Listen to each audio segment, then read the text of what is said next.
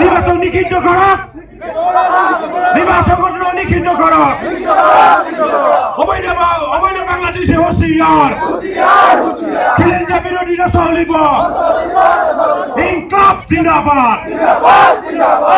সম্মানীয় প্ৰতিবাদী ৰাইজ, শ্ৰদ্ধাৰ বিভিন্ন সংগঠনৰ নেতৃবৰ্গ, ইতিমধ্যে আমি ইয়াত উপস্থিত থকা নেতৃবৰ্গসকলে আপোনালোকৰ চমুকৈ বক্তব্য ৰাখিব। ইতিমধ্যে আমি বহুতো কথা ক'বলগীয়া আছে, বহুতো কথা পাতিবলগীয়া আছে।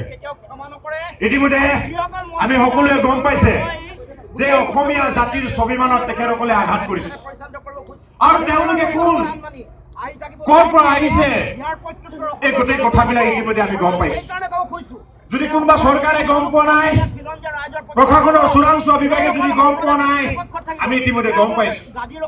তেওঁলোকে আমদানি হৈছে, কোনোবা মুম্বাইৰ পৰা আহিছে, কোনোবা দিল্লীৰ পৰা আহিছে, কোনোবা কলকাতাৰ পৰা আহিছে। তেওঁলোকে সদায় কৈ আহিছে যে হিন্দু বঙালীসকলক সংস্থাপিত দিব লাগে, যিটো আইন বিৰোধী, যিটো সংবিধান বিৰোধী। সদৌ অসম ছাত্ৰ সন্থাৰ নেতৃত্বৰ অসমৰ ৰাইজে কৰা আন্দোলনৰ ফলশ্ৰুতিত অসম চুক্তিৰ আধাৰত যি চুক্তি হ'ল, সেই চুক্তি মতে 1971 চনৰ 25 মাৰ্চৰ পাছত অহা সকলো বিদেশী বহিষ্কাৰ হ'ব লাগে।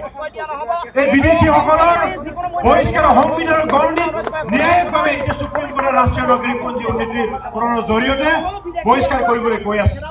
কিন্তু এছাম সুবিধাবাদী ৰাজনীতিবিদসকলে, এছাম সুবিধাবাদী নেতাই, এছাম পাবতগজা সংগঠনসকলে অসমৰ আহি সলকিত কৰিবলৈ বিচাৰিছে।